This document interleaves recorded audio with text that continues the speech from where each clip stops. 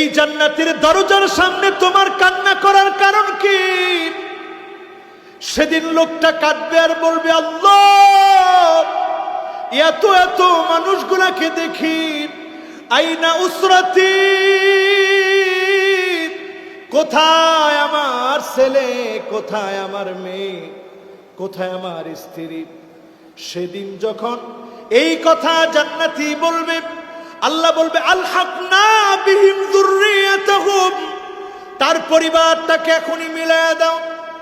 ওয়া মা লাতনাহুম মিন আমালিহিম মিন শাই,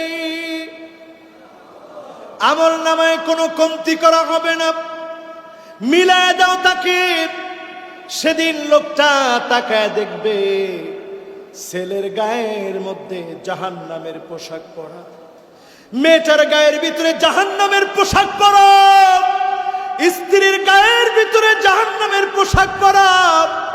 লোকটা সেদিন চিৎকার করে কাঁদবে আর বলবে, আল্লাহ, দয়া করে মাফ করে দেন না রে আল্লাহ।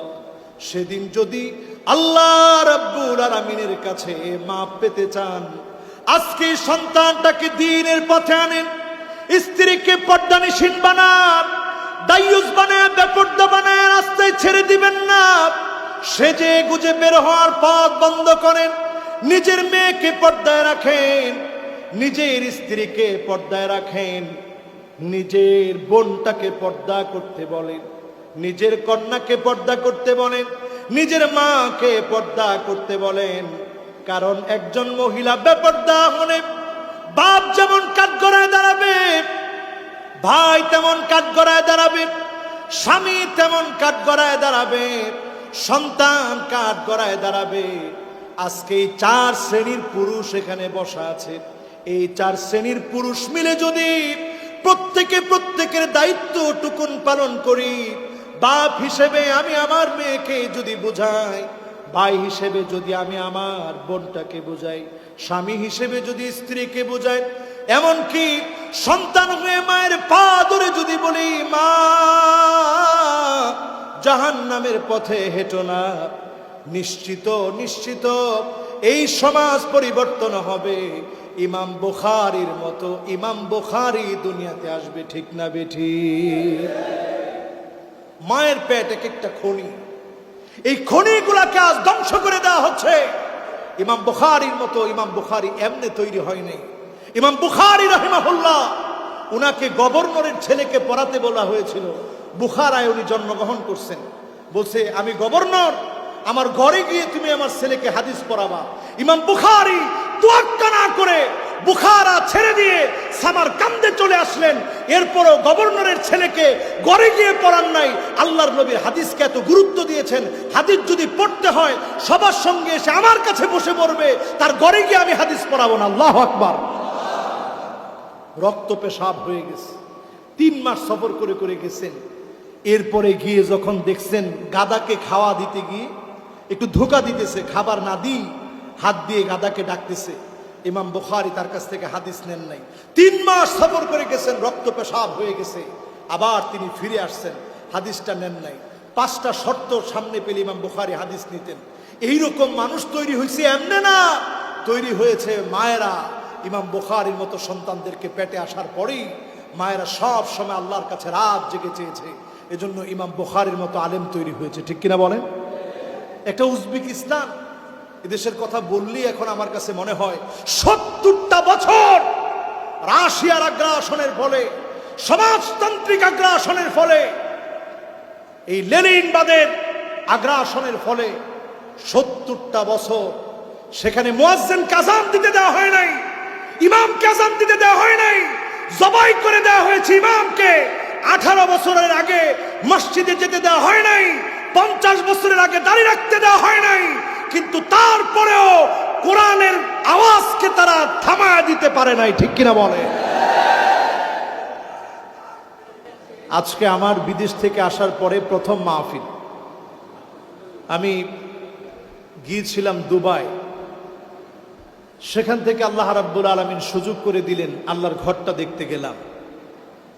আল্লাহর ঘর, এই ঘরটাও কার ঘর? আর সব ঘরটা আল্লাহর একটা ঘরের সাথে সম্পৃক্ত, কালো একটা ঘর, কিনা? সবাই বলেন কিনা? কাবা। আল্লাহর এমন একটা ঘর আছে কাবা, যেই ঘরটা এত দামি।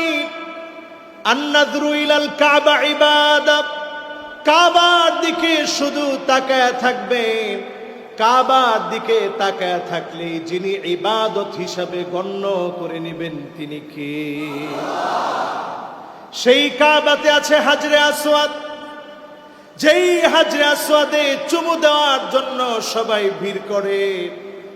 হাজরে আসওয়াদ থেকে নিয়ে কাবার দরজা পর্যন্ত মাঝখানে একটা জায়গা আছে মুলতাজাম, যেই জায়গায় আমার নবী বুকটাকে লাগায় দিতেন, লটকায়া দিয়া ফুপায়া ফুপায়া আমার নবী কাঁদতেন। সেই মুলতাজামের ভিতরে আল্লাহ পাক দোয়া কবুল করে। কাবার মধ্যে একটা জায়গা আছে মিজাবে রাহমাত, বৃষ্টি পড়ার জন্য স্বর্ণ দিয়ে একটা রাস্তা করে দেওয়া আছে। এই জায়গায় যখন দোয়া করবেন, যিনি দোয়াগুলা কবুল করে নেবেন তিনি কে? পুরা কাবা আমার হৃদয়ের স্মরণীয়, পুরা কাবা আমাদের হৃদয়ের স্মরণীয়। এই কাবাকে কেন্দ্র করে বিশ্ব নবী বারবার কাবার দিকে তাকায় থাকতেন, বারবার বিশ্ব নবী কাবার দিকে তাকায় থাকতেন। আল্লাহর নবী হিজরত করে যখন মদিনায় চলে গেলেন, 16 কিংবা 17 মাস ধরে বাইতুল মুকাদ্দাসের দিকে ফিরে ফিরে নামাজ পড়তেন আল্লাহর হাবিব। একদিনকার ঘটনা, যেই জায়গাতে আল্লাহ পাক কিবলাটা পরিবর্তন করে দিলেন, মসজিদুল যিল কিবলাতাইন, সেই মসজিদের ভিতরে আল্লাহর হাবিব জোহর কিংবা আসরের সালাত আদায় করছিলেন। হঠাৎ করে বারবার বিশ্ব নবী আকাশের দিকে তাকাচ্ছিলেন। আল্লাহ রাব্বুল আলামিন নবীজির ভাষণটা বুঝলেন। নামাজের ভিতরে 2 রাকাত নামাজ শেষ হলো। সেই মুহূর্তে আল্লাহ পাক জিবরিলকে পাঠিয়ে দিয়ে জানায়া দিলেন, নবী আপনার মনটা যা চায় আমি আল্লাহরও মনটা তা চায়। আপনি এখনই কাবার দিকে আপনি ফিরে যান, কাবাকে কিবলা বানায়া নামাজটা সম্পন্ন করেন। বলেন আল্লাহু আকবার। সেই কাবা আমাদের হৃদয়, সেই কাবা আমাদের হৃদয় আমরা লালন করি। আল্লাহ এবার কাবাটা দেখি। এরপর আলহামদুলিল্লাহ পুরা মক্কা মদিনায় অনেক সফর হলো। পুরা সফর শেষ করে ইস্তাম্বুল হয়ে উজবেকিস্তান গেলাম। বলার উদ্দেশ্য এই, কাবা কার ঘর? আজকে যেই ঘরের মধ্যে বসে আজকে আলোচনা চলছে, এই ঘরটাও কার? এই সব ঘরগুলো লেগে আছে আল্লাহর ঘর কাবার সাথে। এই কাবার সাথে লেগে থাকা ঘরের মধ্যে আজকে যারা বসছেন, একটু হৃদয়গুলাকে যদি একটু জাগ্রত করতে পারেন আজকের এই মাহফিল থেকে, অবশ্যই যিনি আমাদেরকে কবুল করে ঘরে নেবেন তিনি কে? আমাদের অন্তরগুলা ক্রমশ মরে যাচ্ছে। আমাদের অন্তরগুলা যে মরে যাচ্ছে আমরা নিজেরাও জানি না, টের পাচ্ছি না। একটু আঙ্গুল উঠায় দেখাই তো, 5টা আর 5টা আঙ্গুল উঠাইলে কয়টা হয়? সবাই একটু আঙ্গুলগুলা উঠায় দেখান তো কয়টা হয়। দেখাইছেন সবাই? এবার আঙ্গুলগুলো নামান। আজকে যদি আমরা বেশ কিছু বিষয় নিয়ে কথা বলি, কষ্ট হবে না তো ইনশাআল্লাহ? হৃদয়গুলা জাগ্রত করে দিবেন কে? আল্লাহর গোলামেরা খেয়াল করে শোনেন, আল্লাহ আমাদের বড় বেশি আপন। আমার আপনার মা, আমাকে আপনাকে মা যখন পেটের মধ্যে জায়গা দিয়েছে, মায়ের ছোট্ট একটা পেট ছিল, এই পেটের মধ্যে মা জায়গা দিয়েছে। সেই পেটের ভিতরে আপনি মাকে কত রকম ব্যথা দিয়েছেন, কষ্ট দিয়েছেন। মা মোটেও কষ্ট পায় নাই। আপনি যখন নড়াচড়া করলেন, মা নড়াচড়ার ভিতরে আনন্দ পেত, গুনে গুনে রাখতো সন্তানটা কতবার নড়তেছে। একটাবার চিন্তা করেন, মায়ের রেহেমের সাথে লেগে থাকা সন্তান, মায়ের জরায়ুর সঙ্গে লেগে থাকা সন্তান, এই সন্তানকে মা এত বেশি ভালোবেসে ফেলেছে। আর এর সঙ্গে সিগায়ে মুবালাগা, রেহেমের সঙ্গে যখন সিগায়ে মুবালাগা একটা আলিফ আর নুন আপনি বাড়ায় দিবেন, একটা নাম উচ্চারিত হয়ে যাবে, নামটা হবে রহমান।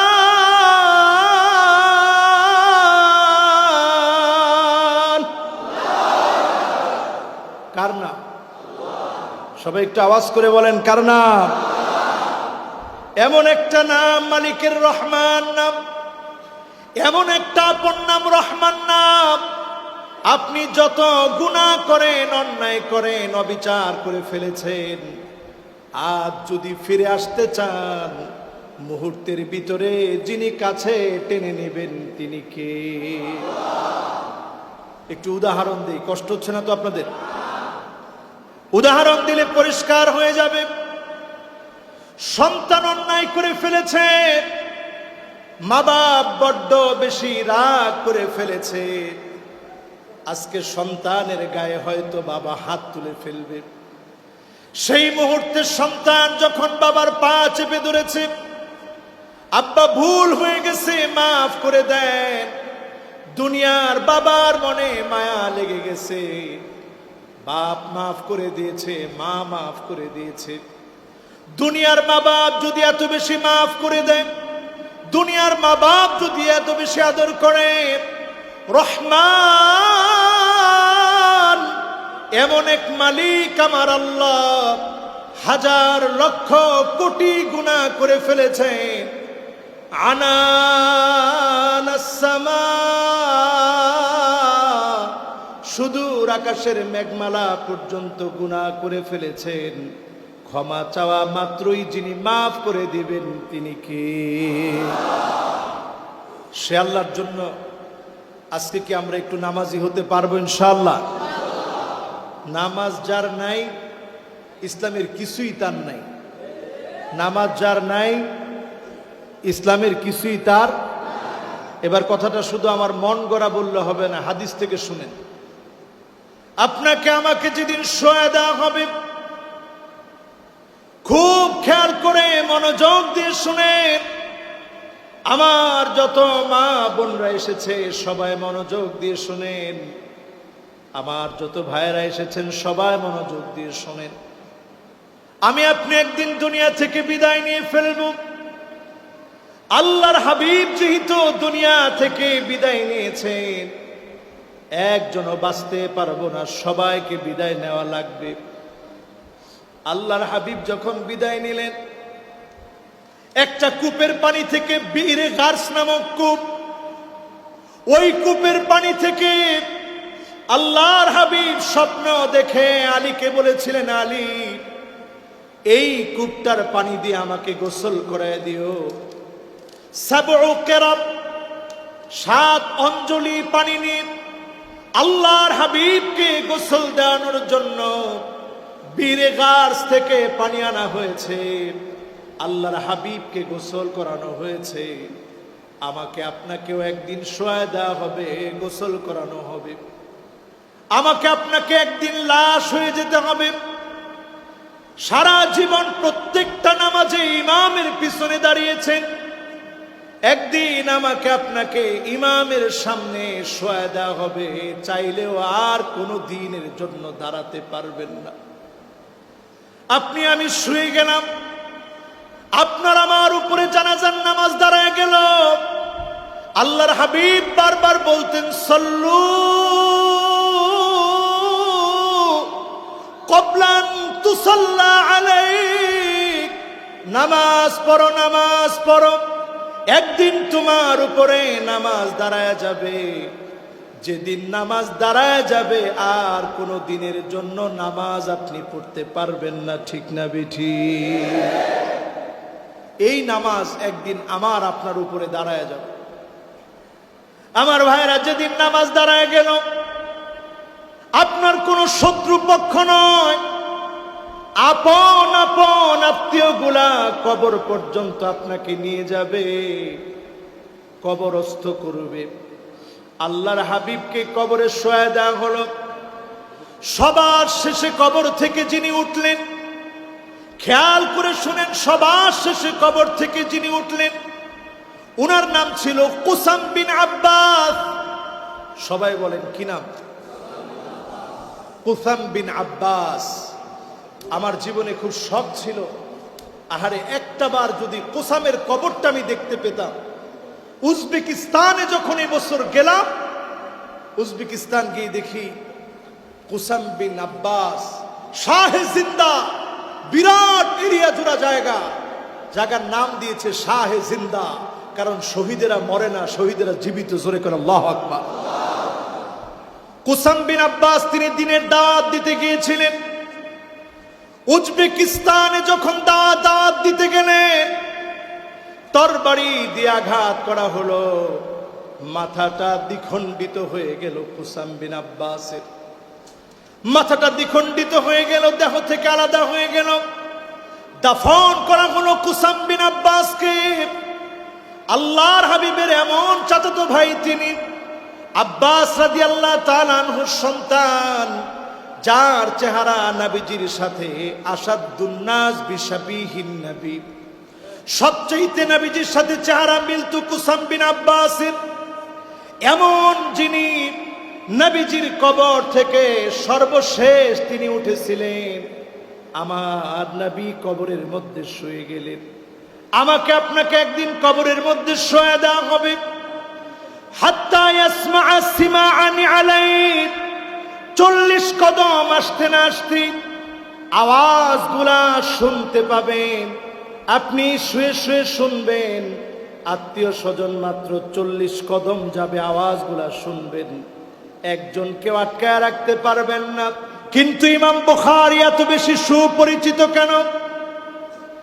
ইমাম বুখারীর মা সন্তানটা যখন পেটের মধ্যে এসেছে, রাত জেগে জেগে তাহাজ্জুদের সময় কাঁদতেন আর বলতেন, আল্লাহ আমার এই সন্তানকে নবীজির হাদিসের খিদমতে কবুল করে নেন। মায়ের এই দোয়ার কারণে সন্তানকে যিনি কবুল করে নিলেন তিনি কে? ইমাম বুখারীর মা একদিন স্বপ্ন দেখেন, ইমাম বুখারীর পেট ফুলে গেছে। ফজরের আগ সময়ে স্বপ্নটা দেখলেন। ইমাম বুখারীর মা ভয় পেয়ে গেছে, কারণ ফজরের আগের স্বপ্নগুলা যিনি সত্য হিসাবে গ্রহণ করে নেন তিনি কে? সত্য হিসেবে আল্লাহ দেখান ফজরের আগের স্বপ্ন। স্বপ্ন আমরা দেখি 3 ভাবে। কয় ভাবে? একটা হচ্ছে ঘুমাইলেন, সাথে সাথেই দেখা শুরু করলেন, এটা হচ্ছে খিয়ালুল ইনসান, মানুষ যেটা চিন্তা করে ওইটা দেখা শুরু করে। আর আরেকটা স্বপ্ন হচ্ছে লাআবুশ শাইতান, যেটার পরে স্বপ্ন দোষ হয়, শয়তানের খেলাধুলা। আর আরেকটা সময় হচ্ছে ফজরের আগ মুহূর্তের স্বপ্ন, ওই স্বপ্নটা আল্লাহ পাক শুভ সংবাদ হিসাবে দেখান। জোরে কোন আল্লাহু আকবার। ইমাম বুখারীর মা সাধারণ কোনো মহিলা ছিলেন না। ইমাম বুখারীর মা সেই যুগের বড় আলেম ছিলেন, আবিদি। ইমাম আবিদির কাছে চলে গেলেন, গিয়ে বললেন, আমি স্বপ্ন দেখেছি আমার ছেলেটার পেট ফুলে গেছে। আবিদি অবাক হয়ে গেলেন, সন্তানটাকে দেখতে চাইলেন। সন্তানটাকে দেখা মাত্র বললেন, তোমার এই ছেলে সাধারণ কেউ না, আল্লাহ পাক তাকে হাদিসের খেদমতের জন্য তার পেট ভর্তি করে এলেম দিয়ে দিবে, তার এলেমে গোটা দুনিয়া আলোকিত হয়ে যাবে। বলেন আল্লাহু আকবার। ইমাম বুখারী ছোট্ট মানুষ, সে অবস্থায় মা যখন এই স্বপ্ন দেখলো, এবার উস্তাদের কাছে দিয়ে দিলেন। ইমাম আবিদি রাহিমাহুল্লাহ ওনার কাছে গিয়ে পড়া শুরু করলেন। ইমাম বুখারী একটা দুইটা হাদিস নয়, 3 লক্ষ হাদিসের হাফেজ ছিলেন ইমাম বুখারী। জোরে কোন আল্লাহু আকবার। 3 লক্ষ হাদিসের হাফেজ ছিলেন ইমাম বুখারী। ইমাম বুখারী যখন গিয়ে পড়া শুরু করলেন, ইমাম বুখারী কোনো খাতা নিতেন না, ওস্তাদের কাছে গিয়ে বসতেন, তাকায় থাকতেন, আবার ঘরে ফিরে আসতেন। একদিন সব বন্ধুরা মিলে ধরছে যে তুমি শুধু শুধু কেন এসে বসে থাকো? ইমাম বুখারী বললেন, আমি বলতে চাই নাই, আজকে বলি। তুমি কয়টা হাদিস লেখছো বলো? আমি 20টা হাদিস লিখছি। তুমি কয়টা লেখছো? আমি 20টা লিখছি। তুমি কয়টা লেখছো? আমি 17টা লিখছি। এইভাবে 100-র উপরে ছাত্র ছিল। ইমাম বুখারী রাহিমাহুল্লাহ প্রত্যেকজনকে জিজ্ঞাসা করে করে এবার এক এক করে হাদিস বলা শুরু করলেন। প্রত্যেকের খাতায় লেখা হাদিসগুলা ইমাম বুখারী না লিখেই অন্তর থেকে, মুখস্থকরণ থেকে ইমাম বুখারী শোনায় দিলেন। বলেন আল্লাহু আকবার। যে ইমাম বুখারী এত বড় আলেম ছিলেন, ইমাম বুখারী হাদিস রচনা করার আগে নামাজ পড়তেন। 2 রাকাত নামাজ পড়ে ইমাম বুখারী ঘুমায় যেতেন। ইমাম বুখারী স্বপ্ন যুগে আল্লাহর হাবিব যখন কোন সিদ্ধান্ত জানায় দিতেন, ইমাম বুখারী তারপরে উঠে বুখারীতে হাদিসটা লিখতেন। বলেন আল্লাহু আকবার। এইভাবে বুখারী আমরা পেয়েছি।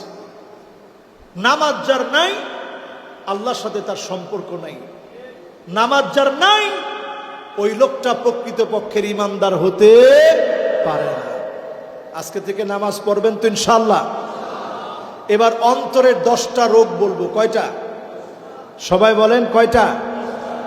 আপনারা শুনবেন কয়টা? রাত বাজে কয়টা?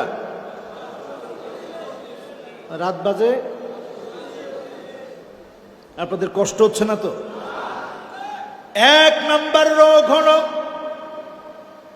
আন তারিফুল্লাহ ওয়া লাম তুআদ্দু হাক্কাহু।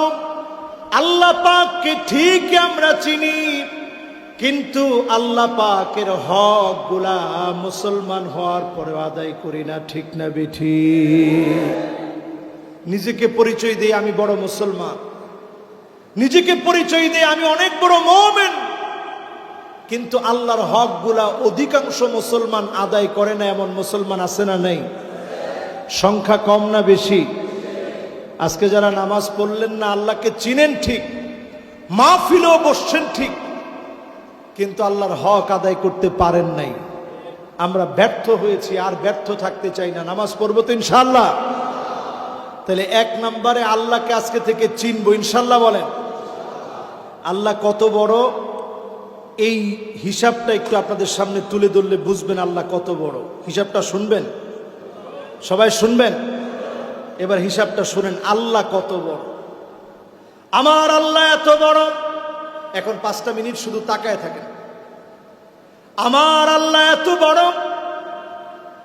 আমার আল্লাহর আরশে আজিমের ভিতরে যেই সিংহাসন আমার আল্লাহর, সেই সিংহাসনের সামনে যদি 7 আকাশ 7 জমিন রেখে দেওয়া হয়, কাহালকাতিন মুলকাতুন বিআরদি ফালাতিন, মরুভূমির ভিতরে একটা আংটি ছুঁড়ে মারলে মুহূর্তের ভিতরে আংটি যেমন হারায় যাবে, আমার আল্লাহর আরশে আজিমের কুরসির সামনে 7 আকাশ আর 7 জমিন যদি রেখে দেওয়া হয়, ছোট একটা আংটির মতো হয়ে হারায় যাবে। এত বড় মালিক যিনি, তিনি কে? এত বড় 7 আকাশ, এত বড় 7 জমিন আল্লাহর কুরসির সামনে। আয়াতুল কুরসি কোরআন কারীমের মধ্যে আছে না নাই? 5 ওয়াক্ত নামাজের পরে যারা পড়বেন এত বেশি সওয়াব। মান কারা আয়াতুল কুরসি দুবরা কুল্লি সালাতিন মাকতুবাতিন লাম ইয়ামনাহু মিন দুখুলিল জান্নাহ ইল্লা আইয়ামুত। শুধু পড়বেন, চোখ বন্ধ হতে দেরি, জান্নাত পেতে দেরি নেই। জোরে কোন সুবহানাল্লাহ। আল্লাহ পাকের কুরসির সামনে 7 আকাশ 7 জমিন যদি রাখেন, একটা আংটির মতো ছোট হয়ে যাবে। জোরে কোন আল্লাহু আকবার। এবার চিন্তা করেন আমার আল্লাহ কত বড়। আল্লাহ পাকের কুদরতি হাতের সামনে 7 আকাশ আর 7 জমিন যদি রাখেন, কা খরদালাতিন সাবাব, 7টা সরিষার দানা আপনার আমার হাতের মধ্যে নিয়ে নাড়াচাড়া করলে যেমন ছোট মনে হবে, আমার আল্লাহ এত বড়। 7 আকাশ আর 7 জমিন আমার আল্লাহ পাকের হাতের সামনে যদি রাখা হয় 7টা সরিষার দানার চাইতে ছোট মনে হবে। বলেন আল্লাহু আকবার। এত বড় যে আল্লাহ, সে আল্লাহ আপনার কাছে কিছু চান না, একটু নামাজ চান, দিতে রাজি আছেন ইনশাআল্লাহ? এবার চিন্তা করেন আকাশগুলা কি ছোট না বড়? আকাশ ছোট না বড়? প্রথম আকাশটা আনুমানিক 6.5 ট্রিলিয়ন কিলোমিটার বড়, লক্ষ কোটি না, 6.5 ট্রিলিয়ন কিলোমিটার ব্যাপী প্রথম আকাশটা। জোরে করে আল্লাহু আকবার। এবার যান দ্বিতীয় আকাশে। দ্বিতীয় আকাশে গেলে অবাক হয়ে যাবেন, 130,000 আলোকবর্ষ বিশাল দ্বিতীয় আকাশের জগৎ। এত বড় দ্বিতীয় আকাশটাকে যিনি সাজায় রেখেছেন তিনি কে? এবার যান তৃতীয় আকাশে, 2 মিলিয়ন আলোকবর্ষ, লক্ষ না কোটি না, আলো 1 সেকেন্ডে যেতে পারে। 1 আলোকবর্ষ সমান 9.5 ট্রিলিয়ন মাইল। এত দ্রুত যে আলো চলে, সে আলোর হিসেবে যদি তৃতীয় আকাশকে হিসাব করেন, 2 মিলিয়ন আলোকবর্ষ বিরাট তৃতীয় আকাশ। জোরে কোন আল্লাহু আকবার। এরপরে কোন আকাশ? জোরে কোন কত আকাশ? চতুর্থ আকাশ। চতুর্থ আকাশটা কতটুকু? 100 মিলিয়ন আলোকবর্ষ দিয়ে সাজানো চতুর্থ আকাশ। এরপরে পঞ্চম আকাশ, 1 বিলিয়ন আলোকবর্ষ দিয়ে সাজানো, এত বিশাল পঞ্চম আকাশ। এরপরের আকাশটা ষষ্ঠ আকাশ, 20 বিলিয়ন আলোকবর্ষ। এবার বাকি আছে কোনটা? সবাই বলেন কোনটা? সপ্তম আকাশ সম্পর্কে বর্তমান বিজ্ঞান বলে এটা আমাদের কাছে এত বড় মনে হয়েছে, যার কোনো আকার নাই, যার কোনো সীমা পরিসীমা নাই। এত বড় সপ্তম আকাশটাকে যিনি সাজায় দিয়েছেন তিনি কে? ইনদা সিদরাতিল মুনতাহা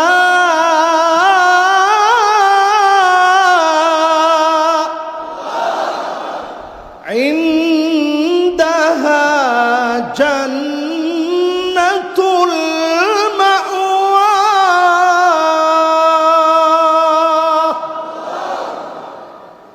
ষষ্ঠ আকাশে যখন আপনি যাবেন, একটা গাছের শিকড় আপনার চোখে পড়বে। গাছটা চলে গেছে সপ্তম আকাশ পর্যন্ত। ষষ্ঠ আকাশের শিকড়, সপ্তম আকাশে গিয়ে দেখবেন ঢালপালা, এর পাশেই জান্নাতুল মাওয়া। এর উপরে যিনি জান্নাতুল ফিরদাউস রেখে দিয়েছেন তিনি কে? আমরা জান্নাতুল ফিরদাউসে যেতে চাই তো? সবাই চাই? আরো জোরে বলি, সবাই চাই? যদি জান্নাতুল ফিরদাউসে যেতে চাই, অন্তরগুলারে আজকে একটু পরিশুদ্ধ করা লাগবে, রোগগুলা দূর করা লাগবে। 1 নম্বরে চিনব কাকে? হক আদায় করব কার? হক আদায় করব কার? আল্লাহর হক আদায় করব। আল্লাহ যেন আমাদেরকে আল্লাহর হক আদায় করার তৌফিক দান করেন। পড়েন আমিন। হক আদায় করা লাগবে কার? আপনি ধরেন সব ভালো কাজ করলেন, মানুষের হক ঠকায় দিলেন, আল্লাহ ছাড়বে? বলেন ছাড়বে? তো যারা আল্লাহর হক আদায় করবে তারা মানুষেরও হক আদায় করবে। 1 নম্বর। 2 নম্বর হলো আনতুম তাকরাউনাল কোরআন ওয়া লাম তা'মালু বিহি। এই কোরআন তোমরা পড়বে ঠিক, এই কোরআন তোমরা আমল করবে না। এই কোরআন দিয়ে রাষ্ট্র চলো। বহু মুসলমানের সন্তান মুসলমান হওয়ার পরেও চায় না, ঠিক না বেঠি? এই ঠিকটা তো সবাই জোরে বললেন না, ঠিক কি না? আমি তো ভুল বলি নাই, আমি সঠিক বলেছি। এই ঘরটা কার? কোরআন কার কিতাব? বাল হুয়া কুরআনুম মাজিদ। এই কোরআনটা সাধারণ কোনো কোরআন না, বাল হুয়া কুরআনুম মাজিদ। এটা এক সম্মানিত কিতাব। এই সম্মানিত কিতাবের কিঞ্চিত যদি আপনি মানেন, আপনাকে যিনি সম্মানিত বানায় দিবেন তিনি কে? দেখেন সৌদি আরবের মদিনায় একটা স্বর্ণের খনি ভেসে উঠেছে, প্রায় 43 কিলোমিটার লম্বা বিশাল স্বর্ণের খনি। এই যে স্বর্ণের খনি ভেসে উঠলো, আমার দেশেও তো আল্লাহ তাআলা দিতে পারতেন এত বড় খনি। যখনই আপনি কোরআনের কাছে আসবেন, কোরআন মানবেন, কোরআন ধরবেন, আল্লাহ পাক নিয়ামত দিয়ে ভরপুর করে দিবেন, ঠিক কিনা বলেন? কিন্তু এমন প্রজন্ম বের হবে কোরআনের বিরুদ্ধাচরণ করবে, তাফসীরের বিরুদ্ধাচরণ করবে। আলেমদেরকে যখন গালি দেওয়া হবে, বুঝবেন কিয়ামতের সময়টা বড় সন্নিকটে, ঠিক না বেঠিক?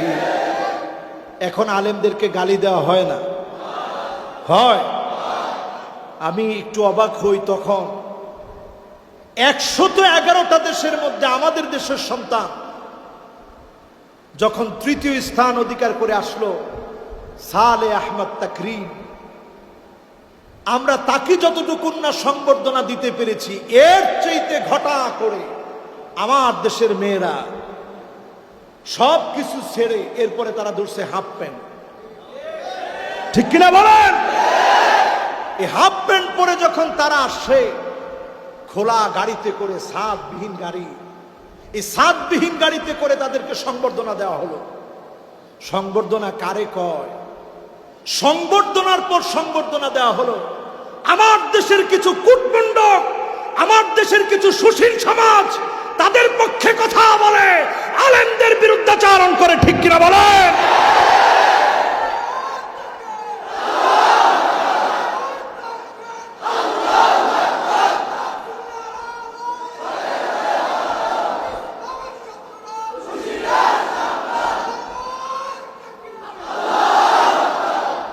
খুব বেশি মুত্তাকি হওয়ার চাইতে যে কোনো ব্যক্তিকে প্রশ্ন করলেই এই উত্তর পেয়ে যাবেন, মেয়েরা হাফ প্যান্ট পরে খেলবে, এটা কি আসলে কোনো ভালো কাজ হতে পারে?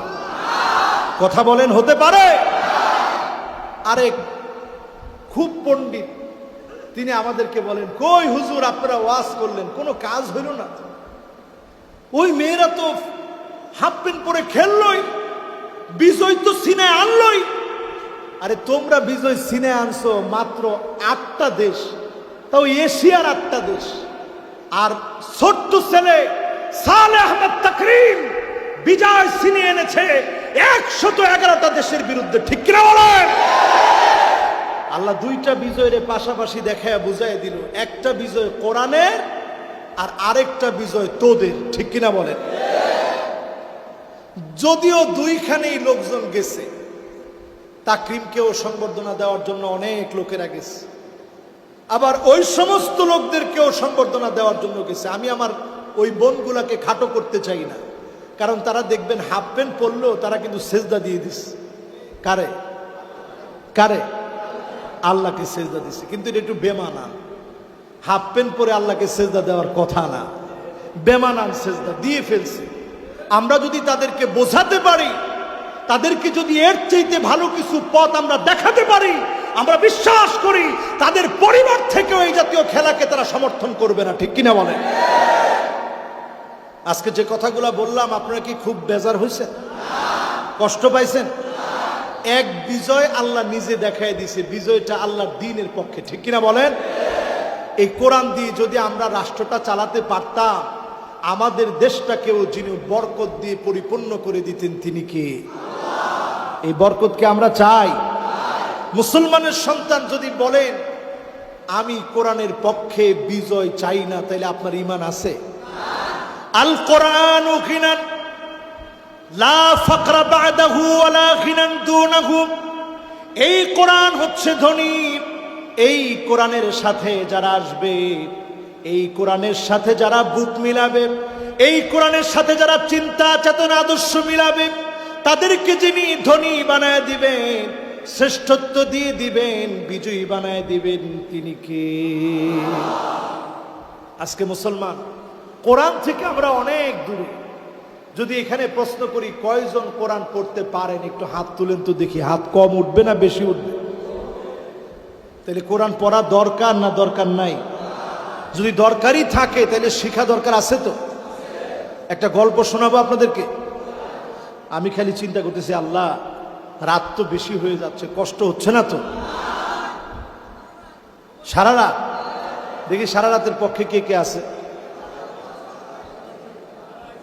মাশাআল্লাহ, লিল্লাহে তাকবীর। আপনারা যদি সারা রাত থাকতে পারেন, আমিও মাত্র এই তো সেদিন সোমবারে আসলাম, তো অনেক দিন হয় নাই, খুব অল্প সময় সোমবারে আসছি, মোটামুটি রেস্টও হয়েছে। আপনারা যদি সারা রাত থাকতে পারেন, আমরাও সারা রাত থাকতে পারবো ইনশাআল্লাহ। তো আল্লাহ যদি অল্প কথায় বরকত দেয়, তো এটা লাভ না আমাদের বেশি? তো আজকে আমরা লাভগুলো নিয়ে যেতে পারবো তো ইনশাআল্লাহ? তো আমরা কোরআনের পক্ষে থাকবো, রাজি আছেন?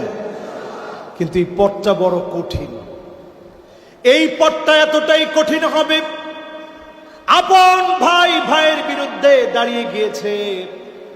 উহুদের প্রান্তে আপন ভাইগুলা দাঁড়িয়ে গিয়েছে, আপন আপন আত্মীয়গুলা যুদ্ধ করার জন্য চলে এসেছে।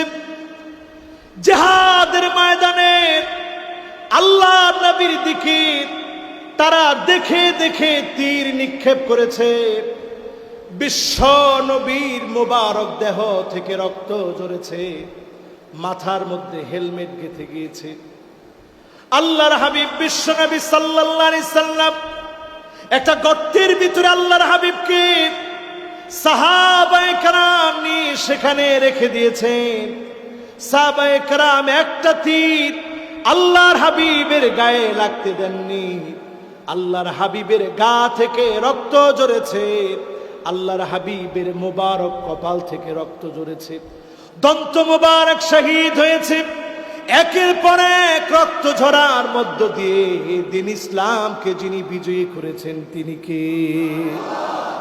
বদরের প্রান্তরে আল্লাহ পাক কয়েক ধাপে ফেরেশতা পাঠিয়েছেন। ইয়াউমুল ফুরকান, প্রকাশ্য বিজয়ের দিবস, যেটিকে আল্লাহ ঘোষণা করেছেন, সেই দিবসে আল্লাহ রাব্বুল আলামিন সাহাবায়ে কেরামদেরকে শহীদ করলেন। এর দ্বারা বোঝায় দিলেন এই জমিনটা আল্লাহর জমিনে দিন বিজয়ের জন্য যদি রক্ত দিতে হয়, ফেরেশতাদের রক্ত নয়, রক্ত লাগবে আল্লাহর গোলামদের। আল্লাহর গোলামদের রক্তের বিনিময়ে কোরআনের রাত যিনি কায়েম করে দেন তিনি কে? বদরের প্রান্তে একজন সাহাবীর শাহাদত না হলেও বিজয় আসতো নিশ্চিত। তারপরে আল্লাহ শহীদ হিসাবে সাহাবায়ে কেরামদেরকে কবুল করলেন। কেন?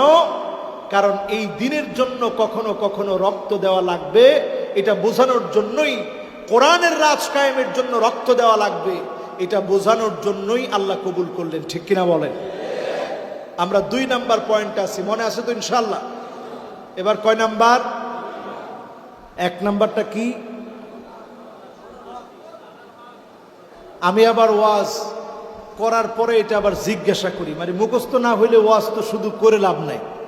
1 নাম্বারটা কি? আল্লাহর হক। 2 নাম্বার, কোরআন শুধু পড়লে হবে না, বোঝা লাগবে। শুধু বুঝলে হবে না, মাথার চুলের গোড়া থেকে শুরু করে পায়ের তালু পর্যন্ত, আমার পার্লামেন্ট পর্যন্ত কোরআনকে পৌঁছে দিতে হবে। ঠিক কিনা বলেন? কয় নাম্বার? এবার কয় নাম্বার? 3 নম্বরে, আনতুম তুহিব্বুনা নাবিয়াকুম, তোমরা তোমাদের নবীকে খুব ভালোবাসো। আমরা আমাদের নবীকে নিজেদের জীবনের চাইতে বেশি ভালোবাসি। ওয়া তারাকতুম আনফুসাকুম ওয়া আনতুম তুহিব্বুনা নাবিয়াকুম ওয়া তারাকতুম সুন্নাতাহু, আল্লাহর হাবিবকে তোমরা খুব ভালোবাসবে, ভালোবাসার কথা তোমরা বলবে, আল্লাহ নবীর সুন্নাত গুলাকে আঁকড়ে ধরবে না। এখন মুসলমানের দিকে তাকায় দেখেন, অধিকাংশ মুসলমান মুহাম্মদ সাল্লাল্লাহু আলাইহি ওয়াসাল্লামের সুন্নত মানে না। ঠিক না বেঠি? ঠিক তো বললেন। আসলে কি আমরা সুন্নত মানি? বলেন মানি? আল্লাহর হাবিব একদিন আনাস রাদিয়াল্লাহু তাআলা আনহুকে ডাক দিয়ে বললেন, ইয়া বুনাইয়া সাল্লিম ইযা দাখালতা ইলা বাইতিক সাল্লিম আলা আহলিক, যখন তুমি ঘরের ভিতরে প্রবেশ করবে তোমার পরিবারকে সালাম দিবে। ইয়াকুন বারাকাতান লাক, তোমার জন্য বরকত হবে। ওয়া বারাকাতান আলা আহলি বাইতিক, পরিবারের জন্য বরকত হবে। আগে সালাম দিলে সালামের কারণে যিনি বরকত দান করে দিবেন তিনি কে? নবীজির সুন্নাহ ছিল যখন তিনি আসতেন তিনি ঘরে ঢুকতেই সালাম দিতেন, সালাম দিয়ে প্রবেশ করতেন। এরপরে ঘরের ভিতরে ঢুকেই বাদা বিসওয়াক, আল্লাহর হাবিব মিসওয়াক করতেন। সবসময় একটা মিসওয়াক সাথে রাখবেন। আরবরা এই সুন্নাহটা খুব আমল করে। এই সিওয়াক বা মিসওয়াক এটা নবীজির এমন একটা সুন্নাত, দুনিয়া থেকে যেদিন চলে যাবেন আম্মা জান হযরত আয়েশা বলেন ফেল ফেল করে মিসওয়াকের দিকে নবীজি তাকিয়ে আছেন। বারবার নবীজি চাইছেন একটু মিসওয়াক করবে বলে, কিন্তু শক্তি পাচ্ছেন না চিবানোর মতো। আম্মা জান হযরত আয়েশা মিসওয়াকটা চিবায় দিলেন, আল্লাহর হাবিব মিসওয়াক করলেন। নবীজির জীবনে রেখে যাওয়া সুন্নাহগুলোর ভিতরে সবচেয়ে শেষ সুন্নাহ হিসেবে যেই সুন্নাহ নবী আমল করে গেছেন ওই সুন্নাহটার নাম হলো মিসওয়াক। মিসওয়াক যখনই আপনি করবেন মেধা ভালো থাকবে, রাগ কমে যাবে, প্রশান্তি আসবে, দাঁতের সুস্থতা পাবেন, সাংসারিক জীবনে সুখ আসবে, আল্লাহ পাক অজস্র নেয়ামত দান করবেন। আল্লাহর হাবিব ঘরে ঢুকি স্ত্রীদের সঙ্গে কথা বলার আগে, স্ত্রীদের সঙ্গে সম্পর্কে জড়ানোর আগে, সম্পর্কে জড়ানোর পূর্বে আল্লাহর হাবিব মিসওয়াক করে নিতেন। সম্পর্কের ভিতরে যিনি বরকত দিয়ে দিতেন তিনি কে? তো এই সুন্নতটা বাড়ি নিয়ে যাবেন তো ইনশাআল্লাহ। জীবনে আল্লাহর হাবিবকে যারা ভালোবাসেন সুন্নত দেখে দেখে শুনে শুনে আমল করবেন। আল্লাহ যেন তৌফিক দেন, পড়েন আমিন। এখন আমাদের দেশের অবস্থা কি? আপনি তাকায় থাকেন স্ত্রী আপনারে কখন সালাম দিবে, ঠিক কিনা? ঘরের ভিতরে সালাম দেন কে কে? একটু দেখি তো, হাত তুলেন তো দেখি। মাশাআল্লাহ, আমার ভাই হাত তুলছে, আলহামদুলিল্লাহ। আর কেউ? এই তো মাশাআল্লাহ। যারা যারা দেন একটু হাতটা উঠান তো দেখি। এবার হাতগুলা নামান। এবার কারা কারা ঘরে গিয়ে সালাম দেন না একটু হাত তুলেন তো দেখি। এই তো মাশাআল্লাহ, দেখেন সত্য কথা বলছে। একটু টান টান করে হাতগুলা উঠান। হ্যাঁ, এবার হাতগুলা নামান। এবার আরেকটু কষ্ট দেই, কার কার স্ত্রী আছে ঘরে যান কিন্তু সালাম দেন না, স্ত্রীও আপনারা সালাম দেয় না, হাত তুলেন তো দেখি। হায় রে হায়, কয়জন হাত তুলছে? বয়স অন্তত 60 বছর তো হবে। এখন মুরব্বী হাত নামায় ফেলাইছে। দেখছো হুজুরে আমাকে খালি উদ্দেশ্য করে কইল। এখন একটু চিন্তা করেন, 60টা বছর হয়ে গেছে সংসারের, সংসার জীবনের 40 বছর পার হয়ে গেছে, স্ত্রীও সালাম দেয় না, আপনিও দেন নাই। আজকে থেকে সালাম দিবেন, যিনি বরকত বাড়ায় দিবেন তিনি কে? একটু দিয়া দেখেন আজকে গিয়ে। আল্লাহর হাবিব নিজে বললেন ইয়াকুন বারাকাতান লাক ওয়া বারাকাতান আলা আহলি বাইতিক, তোমার জন্য আল্লাহ বরকত বাড়ায় দিবেন, ইনকাম বাড়ায় দিবেন, পরিবারের ভিতরে বরকত দিবেন, সন্তানাদির ভিতরে বরকত দিয়ে দিবেন, আদর দিয়ে দিবেন। আমার ঘরগুলাকে জান্নাতের টুকরা বাগান বানায় দিবেন, রহমতে ভরপুর করে দিবেন কে? তাহলে সুন্নতের আমল করতে রাজি আছেন তো ইনশাআল্লাহ?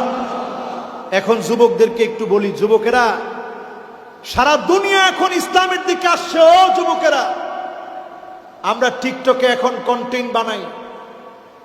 টিকটক করার জন্য মুসলমান যুবকরা ব্যস্ত হয়ে গেছে, যুবতীরা ব্যস্ত হয়ে গেছে, ঠিক কিনা? ইউটিউবার যারা আছে তারাও চিন্তা করতেছে কন্টেন্ট ক্রিয়েট করতে হবে। আমি কি বানাচ্ছি, আমি জাতিকে কি দিচ্ছি? আপনি একজন টিকটকার হন, একজন ইউটিউবার হন, ফেসবুক চালান, আপনি যাই করেন প্রত্যেকটা কর্মের ক্ষেত্রে আপনাকে খেয়াল রাখতে হবে আপনার প্রত্যেকটা বিষয়কে ইমাম মুবিন নামক ভিডিও ক্যামেরা দিয়ে যিনি লিপিবদ্ধ করে রাখতেছেন তিনি কে? ওয়া কুল্লু শাইইন আহসাইনাহু ফি ইমামিম মুবিন, ইমামুম মুবিন নামক ভিডিও ক্যামেরা দিয়ে সব লিপিবদ্ধ করা আছে। আপনার আমার সব বিষয়গুলো সেদিন আল্লাহ তুলে ধরবেন। আল্লাহ তুলে ধরে বলবেন, ইকরা কিতাবাক, আজ তুমি তোমার আমলনামা পড়ো। সেই দিন আপনি ব্যর্থ হয়ে যাবেন। আল্লাহর কাছে যদি সফল হতে চান, নিজের হিসাবটা আগে নিজে করবেন। হাসিবু ক্বাবলা আন তুহাসাবু। ওমর রাদিয়াল্লাহু তাআলা আনহু খুব বেশি বলতেন, হিসাব করো, তোমার হিসাব একদিন হওয়ার আগে। আজ যদি আপনি হিসাব রাখেন, আজ যদি আপনি রিপোর্ট রাখেন, আজ যদি আপনি হিসাব করে করে রাখেন, আপনি একদিন হিসাব দেওয়ার জন্য দাঁড়াবেন। যেদিন হিসাব সহজ হয়ে যাবে, যিনি সহজ করে দিবেন তিনি কে?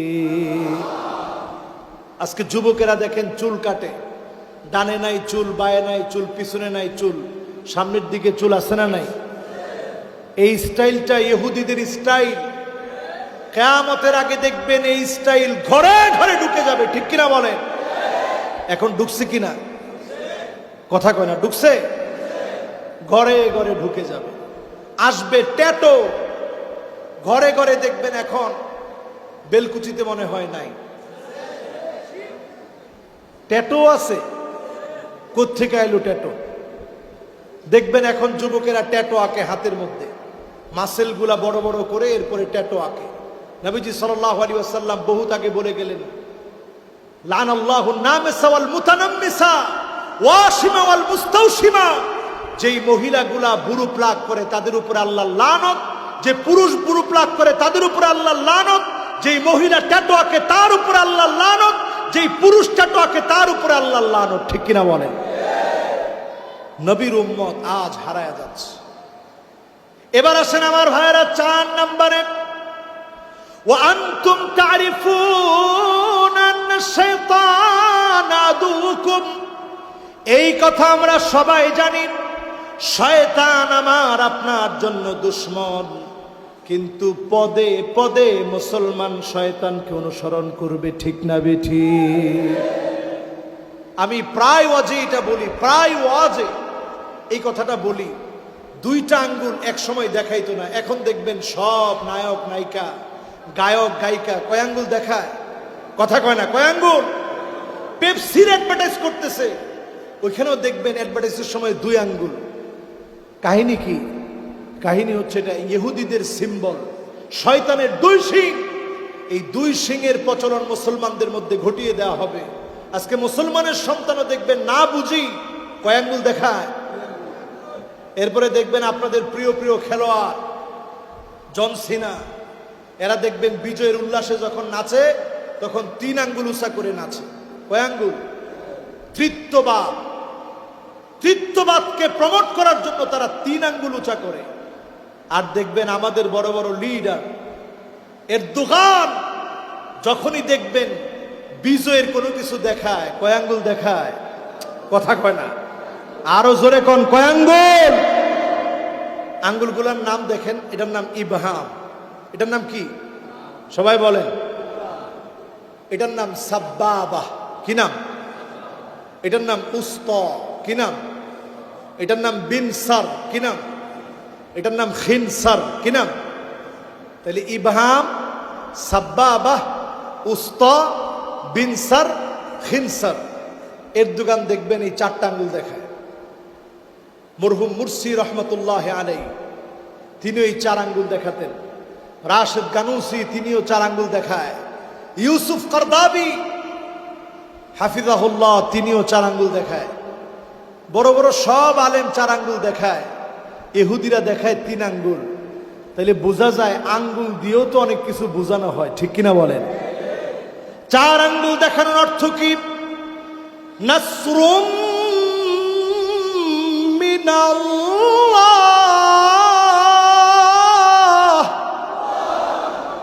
ওয়া ফাতহুন করিব।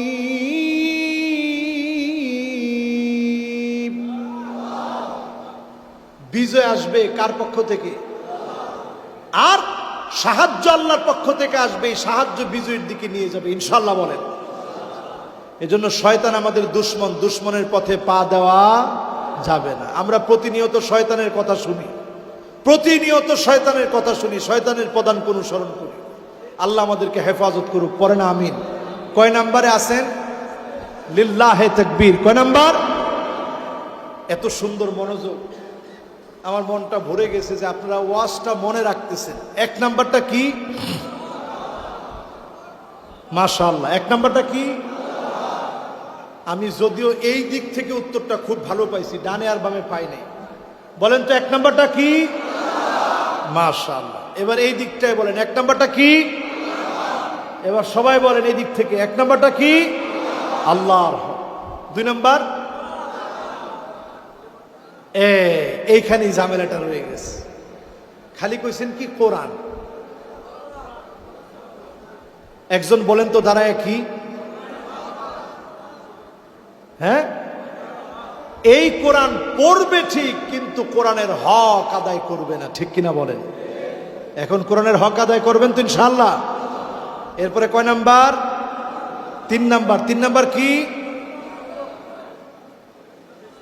হ্যাঁ, নবীর সুন্নত আঁকড়ে ধরবো ইনশাআল্লাহ। এরপরে কয় নাম্বার? কয় নাম্বার? আপনাদের কষ্ট হচ্ছে মনে হয়। আমি আর খুব বেশি হলে 10-15 মিনিট একটু কষ্ট দিব, আপনারা কষ্ট পাবেন না তো ইনশাআল্লাহ। শেষের দিকে চলে আসছে। আমি আলহামদুলিল্লাহ একটা জিনিস খুব ভালো লাগছে, আমি দেখতে পেয়েছি আলহামদুলিল্লাহ যুবক বৃদ্ধ সহ যারাই যেখানে বসছে মনোযোগ সহকারে আপনারা শুনতেছেন। আমরা খুব অল্প সময় শেষ করবো ইনশাআল্লাহ বলেন। কয় নাম্বার? 4 নাম্বারটা কি? শয়তানকে চিনি ঠিক, কিন্তু শয়তানকে দুশ্মন মনে করি না, ঠিক কিনা বলেন? এরপরে আমার ভাইয়েরা 5 নম্বরে, ওয়া আনতুম তুহিব্বুনাল জান্নাত ওয়া লাম তা'মালু বিহি। জান্নাতকে আমরা সবাই ভালোবাসি। আজকের মাহফিলে যারা বসছেন দুনিয়ার কোনো স্বার্থ নাই, একটুখানি জান্নাতের আশায় বসছেন, কিন্তু জান্নাতে যাওয়ার কাজটুকুন করি না, জান্নাতে যাওয়ার কাজের দিকে যাই না। ওয়ালাম তা'মালু বিহি, জান্নাতের কাজ আমরা করি না। জান্নাতের কাজ যদি আপনি আমি করি, জান্নাত যদি আমাদের ঠিকানা হয়ে যায়, উপর থেকে মাওলা সালাম দিবেন, সালাম দিয়ে আল্লাহ ডাকবেন, গোলাম আয় আয়, আজকে তোর সঙ্গে আমার কিছু হিসাব আছে। আল্লাহ পাক যখন সালাম দিবেন, গোলামেরা উপরের দিকে তাকাবেন, মাওলায়ে আজিমের সালাম শোনা যায়। উপরের দিকে যখনই গোলাম তাকাবে, কিছুই দেখা যায় না। আল্লাহ জিজ্ঞাসা করবে, হাল ওয়াজাদতুম মা ওয়া'দাকুম রাব্বুকুম ইয়া ইবাদি। ও আমার গোলাম, যত ওয়াদা কোরআনে করেছি, যত ওয়াদা হাদিসে পড়েছ, ওয়াদা গুলা পুরাপুরি পেয়েছো কিনা? আল্লাহর গোলামেরা বলবে, আল্লাহ কদ গফরতা যুনুবানা ওয়া সাতারতা উয়ুবানা ওয়া আদখালতানাল জান্নাহ ওয়া আতাকতানা মিনান নার।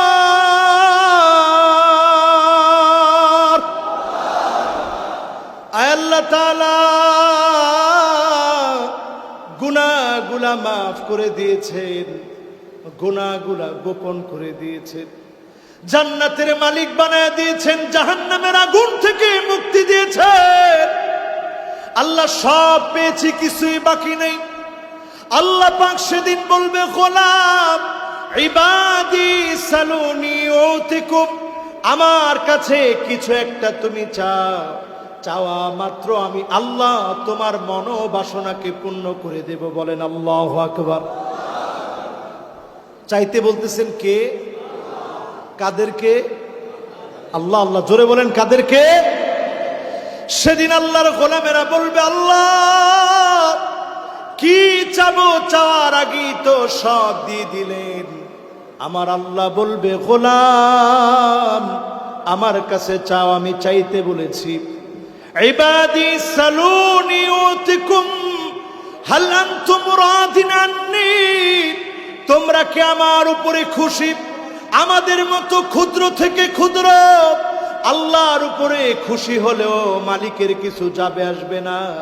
তারপরেও আল্লাহর গোলামদেরকে আল্লাহ বলবে, গোলাম তোমরা কি আমার উপরে খুশি?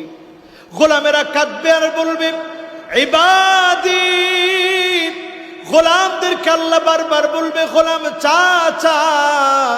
গোলামরা বলবে, আল্লাহ সব পেয়েছি, কিছু আর লাগবে না। সেদিন নবী মুসা আলাইহিস সালাম কথা বলবে, আদম আলাইহিস সালাম কথা বলবে। আদম আলাইহিস সালাম বলবে, জান্নাতীরা শোনো, আল্লাহ পাক আমাকে জান্নাত থেকে বের করে দিয়েছিলেন, তোমাদের মা হাওয়া আলাইহিস সালামকে বের করে দিয়েছিলেন। আজকে একটা বারের জন্য বলো, আল্লাহ যেন কোনোদিন রাগ করে আর বের করে না দেয়। সঙ্গে সঙ্গে আরজ করবে, আয় আল্লাহ রাগ করেও কোনোদিন আর বের করে দিয়েন না। আল্লাহ তৎক্ষণাৎ জবাব দিয়ে বলবে, উহিল্লু আলাইকুম রিদওয়ানি ফালা আসখাতু আলাইকুম বাদাহু আবাদা। গোলাম যা যা, আমি খুশি হয়ে গেলাম, জীবনে কোনো দিন আমি আল্লাহ তোদেরকে বের করে দেব না। বলেন আল্লাহু আকবার। এবার আল্লাহ পাক আবার বলবে, গোলাম আর কিছু চা আমার কাছে। সেদিন আল্লাহ পাক যখন গোলামদেরকে চাইতে বলবেন, আল্লাহর গোলামেরা সেদিন বলবে, আল্লাহ সব দিয়েছেন, আর কিচ্ছু লাগবে না। নবী মুসা আলাইহিস সালাম বলবে, জান্নাতীরা শোনো, বারবার আল্লাহকে দেখতে চেয়েছিলাম, আল্লাহ বলেছিলেন লান তারানি, কোশ্চিন কালেও মালিককে দেখা যাবে না। আজকে একটা নজর আল্লাহ রব্বুল আলামিনকে দেখতে চাই।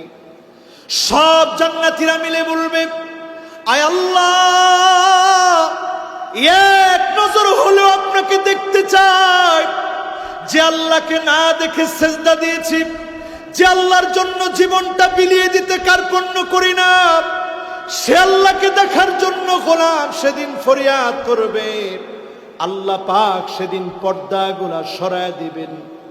ফায়ানজুরুনা ইলা ওয়াজহিহি ওয়া ইয়ানজুরু ইলা ওয়াজহিহি, এক নজরে আল্লাহর গোলামেরা মালিকের দিকে তাকায় থাকবে, আর স্বয়ং আমার আল্লাহ গোলামদের দিকে এক নজরে তাকায় থাকবে। বলেন আল্লাহু আকবার। যুগের পর যুগ চলে যাবে, আল্লাহর দিকে গোলামরা তাকায় আছে। আল্লাহ পাক বলবে, ওয়ালাদাইনা মাজিদ।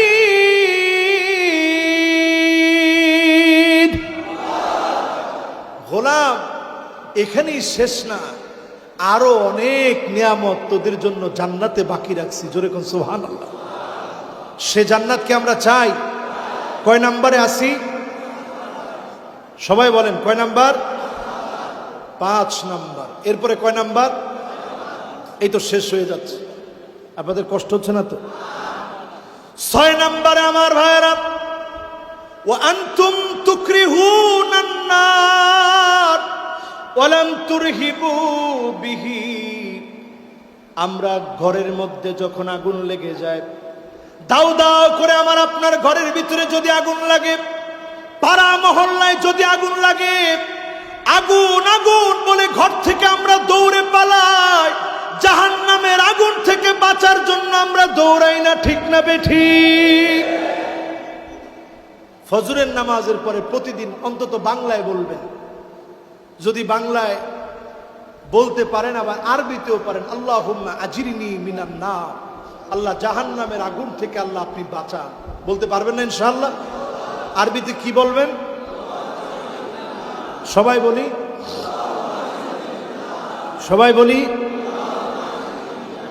3 বার করে ফজরের পরে বলবেন, আল্লাহুম্মা আজিরনি মিনান নার, আয় আল্লাহ জাহান্নামের আগুন থেকে বাঁচান। আল্লাহুম্মা আজিরনি মিনান নিরান, অগ্নিকুণ্ডলী জাহান্নামের আগুন আর আগুন, ইন্না জাহান্নামা কানাত মিরসাদা, আযাব আর আযাবের জায়গা। জাহান্নাম থেকে আল্লাহ বাঁচান। প্রতিনিয়ত যারা মাফ চাবে তাদেরকে যিনি মাফ করবেন তিনি কে? বলতে পারবেন না ইনশাআল্লাহ? কয় নাম্বার? সবাই বলেন কয় নাম্বার? এবার কয় নাম্বার? লিল্লাহে তাকবীর। আপনারা আছেন তো? এখন শেষ সময়, আপনারা এতক্ষণ ধৈর্য ধরে শুনছেন, শেষ আর কয়েক মিনিট, এই সময়ে একজনও আর আমরা উঠতে না দিই, ইনশাল্লাহ বলেন।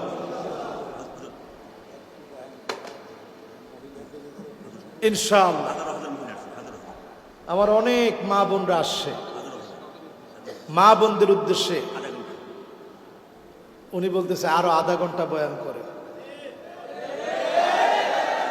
এরকম মাশা। এই যে এটা বলতেই অনেকে উঠবে এখন যে হাই রে হুজুর মনে আরো আধা ঘন্টা ওয়াজ করবো না, এত লম্বা ওয়াজ করবো না, অল্প স্বল্প করবো, ইনশাল্লাহ বলেন।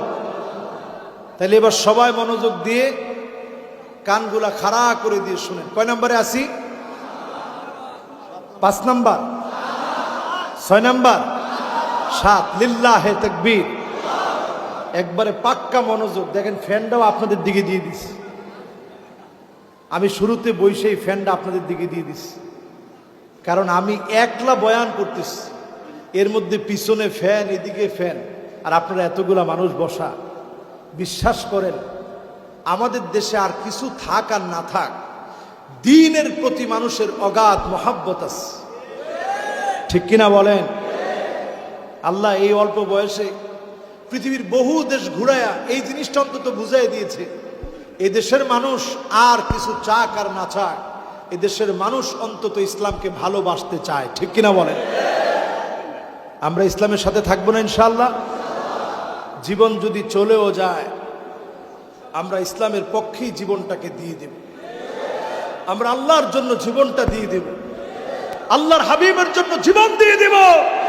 তারপরেও কারো কাছে আমরা মাথা নত করতে শিখি নাই, মাথা নত করব না ইনশাআল্লাহ। রাজি আছেন তো ইনশাআল্লাহ? মুসলমান কয় নম্বরে আসি? 7 নম্বরে আমার ভাইয়েরা, ওয়া আনতুম তাশতাগিলুনা বিউয়ুবিন নাস ওয়া তারাকতুম আনফুসাকুম। সব সময় মানুষের দোষ ত্রুটি নিয়ে থাকো, মানুষের দোষ খুঁজতে থাকো।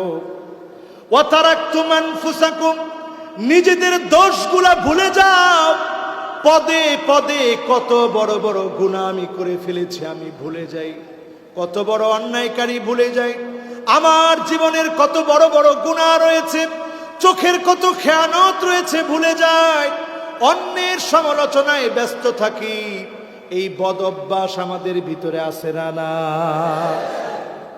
এগুলা সব অন্তরের রোগ। চায়ের দোকানে বসলেই দেখবেন শুধু মানুষের সমালোচনা, অমুকে কি করছে, সুমুকে কি করছে, অমুকে কি ছিল, সুমুকে কি ছিল, শুধু এগুলা নিয়ে সমালোচনা। নিজেদের ভিতরে কত গুনাহ আছে, এই গুনার কথা আমরা স্মরণ করার সময় পাই না, ঠিক কিনা বলে? কয় নাম্বার? 7 নাম্বার। এবার যাব কয় নাম্বার? 8 নাম্বারে আমার ভাইয়েরা, ওয়া আনতুম তাকুলুনা নি'মাতাল্লাহ ওয়া লাম তাশকুরু লাহু।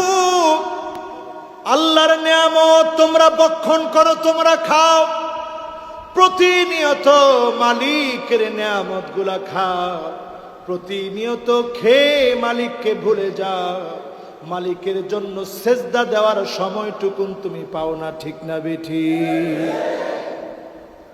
এরকম মানুষের সংখ্যা কম না বেশি? আল্লাহর নিয়ামত গুলা প্রতিনিয়ত আপনি আমি খাই, আল্লাহকে প্রতিনিয়ত আপনি আমি ভুলে যাই। আজ যদি মালিকের জায়গাটা আপনার মনের ভিতরে করে নিতে পারেন, মালিককে যদি সব সময় মনে রাখেন, এমন একজন এখানে বসেন নাই যাকে আল্লাহ রাব্বুল আলামিন কোনো না কোনো নিয়ামত দেন নাই, এমন কেউ নাই। আল্লাহ চোখের নিয়ামত দিয়েছে, হাতটাকে আল্লাহ পাক কত সুন্দর করে পাম্প করাচ্ছে, আল্লাহ পাক আমাকে আপনাকে সুস্থ সবল দেহ দিয়েছে। যদি শুকরিয়া করেন, যিনি নিয়ামত বাড়ায় দিবেন তিনি কে? কয় নাম্বার? 8 শেষ। এবার সবাই বলেন কয় নাম্বার? আমার ভাইরা 9 নম্বরে, ওয়া আনতুম তা'রিফুনা আন্নাল মাউত হাক্কুন। এই কথা তোমরা সবাই জানো, মৃত্যু আসবেই আসবে, নিশ্চিত মৃত্যু হবে। কিন্তু মৃত্যুর কথা জানার পরেও, মৃত্যুর কথা জেনে শুনে ধ্রুব সত্য, মহাসত্য, চিরসত্য, কোন নাস্তিক অস্বীকার করতে পারবে না। এমন জানা শোনা মৃত্যুর কথা প্রতিনিয়ত আমরা ভুলে যাই, ঠিক না বেঠি? এমন একজন কি হাত উঠাতে পারবেন, হুজুর আমার জীবনে আমি মনে করি নাই একবারের জন্য যে মরবো, এটা মনে করি নাই, এমন একজনও কি আছে? প্রত্যেকের জীবনে এমন কোনো না কোনো ঘটনা ঘটে, যে ঘটনায় আপনি মনে করছিলেন আপনি মারা যাবেন, যিনি আপনাকে দয়া করে আরেকটা বার হায়াত দিয়ে দিয়েছেন, তিনি কে? এবার একজন আলেম ইসমাইল কফাল শাসি তাফসিরে শাসি লিখেছেন, নিজামউদ্দিন শাসি উসুলে শাসির মতো কিতাব লিখছেন, বড় আলেম। ওনার মাকবারাটা দেখতে গেলাম উজবেকিস্তানে। গিয়ে উজবেকিস্তানে ওনার মাকবারার পাশেই একটা জায়গা দেখলাম, খুব ন্যারো একটা জায়গা, একটা খুবই অল্প স্বল্প জায়গার ভিতর দিয়ে প্রবেশ করতে হয়, একটা গুহার মতো। আমি এলাকার লোকদেরকে জিজ্ঞাসা করলাম এটা কি? তিনি বললেন এটা হচ্ছে ওনার থাকার জায়গা। কবরের মতো ছোট্ট একটা জায়গায় তিনি থাকতেন, রাত্রে অন্ধকারে ঘুমাতেন আর চিন্তা করতেন, আল্লাহ আজকের রাতটাই আমার জীবনের শেষ রাত হয়ে যেতে পারে। আল্লাহ আকবার। এই মুহাসাবা যদি আপনার ভিতরে আসে, আপনি কখনো আপনার বোনের হক ঠকাতে পারেন না, ভাইয়ে ভাইয়ে শত্রুতা করতে পারেন না, অন্যের হক মেরে খেতে পারেন না, নিরপরাধ নির্দোষ মানুষকে দোষী সাজাতে পারেন না, কারো উপরে জুলুম নির্যাতন নিপীড়ন করে অট্টহাসিতে আপনি মেতে পড়তে পারেন না, ঠিক না বেঠিক? শুধু একটা জায়গায় ঠিক হলেই সব ঠিক হয়ে যাবে। শুধু যদি মনে করেন যে আমাকে একদিন মরতে হবে, আর মৃত্যুর পরে যার সামনে দাঁড়াতে হবে তিনি কি? মিলউল আরদি যাহাবান ওয়ালা বিফতাদা বিহি। সুপ্রিম কোর্টে, হাই কোর্টে টাকা দিয়ে রায় পরিবর্তন করা যায়, ক্ষমতা দিয়ে রায় পরিবর্তন করা যায়। এজন্য আল্লাহ দৃষ্টান্ত দিয়ে বোঝায় দিলেন, মিলউল আরদি যাহাবান ওয়ালা বিফতাদা বিহি। যদি সারা দুনিয়া পরিমাণ স্বর্ণ আপনি ফেরেশতাদেরকে দেন, সারা দুনিয়া পরিমাণ স্বর্ণ দিলেও এক মুহূর্তের আযাব থেকে যিনি রেহাই দিবেন না তিনি কে? কয় নম্বরে আছে? সবাই বলি কয় নাম্বার? বাকি আছে? আমার পাশে হাজী সাহেব বলছে বাকি আছে হুজুর এখনো 2টা। কয়টা? 1টা। সবাই বলেন কয়টা? আমরা আছি আর কতক্ষণ? মাহফিল চলবে যতক্ষণ ইনশাআল্লাহ। কতক্ষণ? বাপরে বাপ, অনেকে চিন্তা করতেছে আল্লাহ আজকের এই ঘামগুলো আল্লাহ তুমি আমাদের নাজাদের উসিলা বানায় দিও, পরে না আমিন। আরে আপনারা মনে করতেছেন হুজুর মনে এমনি কইতেছে, এই যে আপনারা একটু বসছেন ঘামছেন, সব আছে না নাই? তাও তো কয় না আছে। একটা আয়াতের তাফসীর যদি বসে শুনেন কত সওয়াব। নবীজি সাল্লাল্লাহু আলাইহি সাল্লাম বলছেন, মিন খাইরিন আন তুসাল্লিয়া মিআ রাকআহ। 100 রাকাত নামাজ পড়লে যেমন সওয়াব হবে, এর চাইতে বেশি সওয়াব আল্লাহ পাক আমলনামায় দিয়ে দিবে। সুবহানাল্লাহ। আর কোন একটা দ্বীনি আলোচনায় বসে যদি নতুন একটা মাসআলা শুনেন, কত সওয়াব। আল্লাহর হাবিব বলেন, ইয়া আবা যার লা আনতা গুদওয়া ওয়া তাআল্লামা বাবাম মিনাল ইলম। নতুন একটা মাসআলা শুনলাম, উমিলা বিহি আও লাম ইউমাল, আমল করতে পারো নাই, শুধুমাত্র শুনলাম। হজের মাসালা শুনলা, হজ তোমার উপরে ফরজ হয় নাই। যাকাতের মাসালা শুনলাম, যাকাত তোমার উপরে ফরজ হয় নাই, তারপরেও আল্লাহ রাব্বুল আলামিন খায়রুল লাকা মিন আন তুসাল্লি আলফ রাকাত, 1000 রাকাত নামাজ পড়লে যেমন সওয়াব হতো, এর চাইতে বেশি সওয়াব যিনি বান্দার আমল নামায় দিয়ে দিবেন তিনি কে? খুশি না বেজার? তাহলে এইখানে যারা বসছেন ঠকছেন না জিতছেন? কথা কয় না, ঠকছেন না জিতছেন? 100 রাকাত নয়, একটা নতুন মাসআলা যদি আজকে শুনেন, এই একটা মাসআলার কারণে 1000 রাকাত নামাজ পড়লে যেমন সওয়াব হবে, এর চাইতে বেশি সওয়াব যিনি বান্দার আমল নামায় দিয়ে দিবেন তিনি কে? তাহলে আমরা কয় নাম্বারে আছি? ওয়াজ মনে থাকবে তো ইনশাআল্লাহ? আমরা আশা করতে পারি মনে থাকবে ইনশাআল্লাহ। প্রথমে আমি আমার নিজেকে বলি যেন আমি নিজে মনে রাখতে পারি, আপনারা যেন মনে রাখতে পারেন, আল্লাহ যেন তৌফিক দান করেন, পড়েন আমিন। কয়টা গেল? 10টা? 9টা গেছে, বাকি একটা। সর্বশেষ আমার ভাইরা, একজন কইছে হুজুর একটা দিয়ে 2 ঘন্টা অন্তত ওয়াজ করে। চিন্তা করছেন কারবার? মানুষ কিরকম চিন্তা করেন, হুজুরের কষ্টের কথা চিন্তা নাই, যে হুজুর লাস্টেরটা দিয়ে অন্তত 2 ঘন্টা বলেন না, লাস্টেরটা আমরা তাড়াতাড়ি বলবো ইনশাল্লাহ বলেন, আর মনগুলার একটু নরম করে দিই। ওয়াজের মধ্যে অনেকে ওয়াজ করে একবারে সারা ওয়াজ শুধু ধমক আর ধমক, মনে হয় জীবনে কোনোদিন মুস্কি হাসি তিনি দেখেও নাই শিখেও নাই। এরকম বক্তা আছে না নাই? কয় না কথা আছে? এটা সম্পূর্ণরূপে ওয়াজের, রাসূলুল্লাহ সাল্লাল্লাহু আলাইহি ওয়াসাল্লামের ওয়াজ বিরোধী। আল্লাহর হাবিব এমন ওয়াজ করেন নাই। আল্লাহর হাবিব এমন ওয়াজ করেছেন যেখানে তিনি অগ্নিশর্মা হয়ে যেতেন, একেবারে টকটকে লাল হয়ে যেত আল্লাহর হাবিবের চেহারা মোবারক। আবার তিনি যখন প্রয়োজন সাহাবায়ে কেরামদেরকে উৎসাহ দিতেন। সাহাবায়ে কেরামের কাছ থেকে আজকে যারা বাড়ি যাবেন, কোনো নিশ্চয়তা নাই এই মাহফিলটা আপনার জীবনের শোনা শেষ মাহফিল হতে পারে, ঠিক কিনা বলে? এই জন্য আমার ভাইয়েরা, আল্লাহর হাবিব ইন্তেকালের 10 দিন পূর্বে, মাত্র 10 দিন পূর্বে উহুদ পাহাড়ের সামনে চলে গেলেন। 70 জন সাহাবী যেই প্রান্তে ঘুমায়, আল্লাহর হাবিব চলে গেলেন।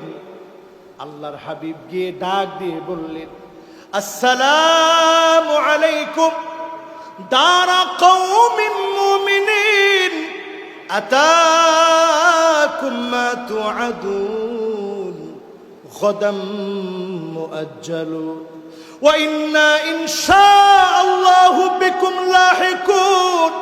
ও সাহাবীরা যারা জীবন দিয়ে আল্লাহর জমিনের দিন কায়েমের জন্য জীবন দিয়ে দিলে, তোমাদের উপরে শান্তি বর্ষিত হোক। আল্লাহর ওয়াদাগুলা তোমরা পুরাপুরি পেয়েছো। অচিরে আমি নবী তোমাদের সঙ্গে মিলিত হয়ে যাব। আল্লাহর ওয়াদাগুলা আমি নবীও পাবো। দুনিয়া থেকে আমরা যে কোনো মুহূর্তে চলে যাব। দাফন কাফন করার সময়, মাটিতে শোয়া দেওয়ার সময় চিন্তা করবেন, প্রস্তুতি নিয়ে নিবেন, আমিও চলে যাব। এই প্রস্তুতি যার সম্পন্ন হবে, যদি মাটির নিচের দৃশ্য দেখা প্রস্তুতি নিতে পারতেন।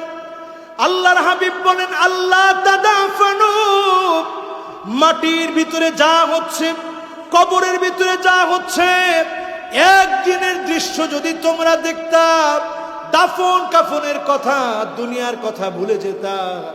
এত বড় ভয়াবহ আযাবের দৃশ্য যিনি রেখে দিয়েছেন তিনি কে? আমার ভাইরা, এই কবরে শোয়ার আগে প্রস্তুতি নেন। এই প্রস্তুতি নিবেন আজ থেকে। ঘুমানোর আগে একটা ছোট্ট আমল করবেন। করতে রাজি আছেন? কয়টা বিষয় বললাম? 10টা। সবাই বলি কয়টা? এই 10টা বিষয়ের পরে আলোচনার ইতি টানবো এখনই। ইতি টানার পূর্বে জি, আচ্ছা, আপনারা কি আরো একটু শুনতে চাইলে আমি একটু সাহস করতে। এখন 3 জন হয়ে গেছে সংখ্যা, মাশাআল্লাহ।